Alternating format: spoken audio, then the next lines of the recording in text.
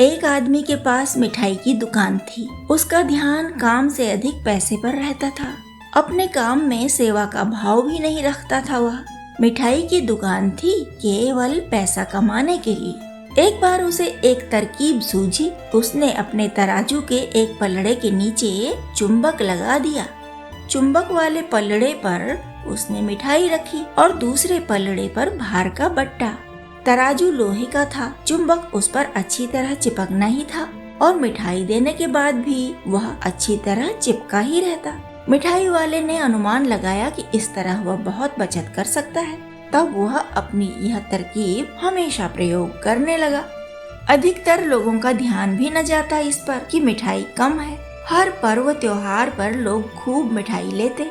खाने के बाद भी कुछ मीठा चाहिए। अतिथि आए तो और अधिक ही मीठा चाहिए। इस तरह हर घर से लोग मिठाई की दुकान पर आते और अधिक पैसा देकर कम मिठाई लेकर वापस चले जाते।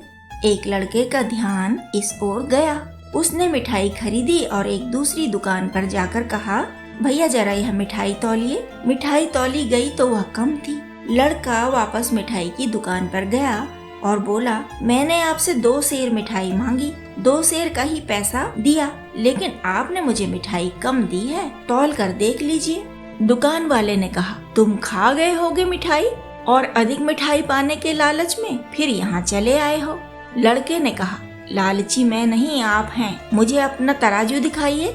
दुकानदार ने तराजू छूने भी नहीं दिया लड़के को। छीन झपट हुई और लड़के को समझ में आ गया कम मिठाई का रहस्य। फिर उसने एक तराजू और चुंबक खरीदा।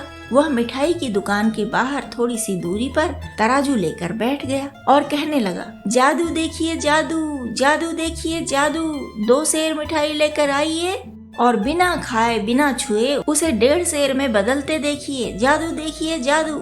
कुतूहल में कई लोग उसके पास आए। लड़के ने पहले बिना चुंबक लगाए मिठाई तौली। हर बार वह कम निकलती। फिर लड़का मिठाई वाले पलड़े के नीचे चुंबक लगाकर दिखाता। इस तरह मिठाई वाले की ठगी लोगों की समझ में आती गई। जब बहुत सारे लोगों ने मिठाई वाले का तराजू देखा तो चुंबक भी दिख गया। तब सब लोगों ने मिलकर उसकी खूब पिटाई की और कहा कि अब तुमसे कभी मिठाई नहीं खरीदेंगे। मिठाई वाला रोने लगा, कसम खाने लगा कि अब बेईमानी नहीं करेगा। अपने बाल बच्चों की दुहाई देने लगा, अपने रोजगार की बात कह कह कर रोने लगा। लेकिन सब लोग मुंह मोड़कर चले गए और फिर उसकी मिठाई की दुकान बंद हो गई। कभी न कभी बेईमानी का फल तो मिलना ही था ना।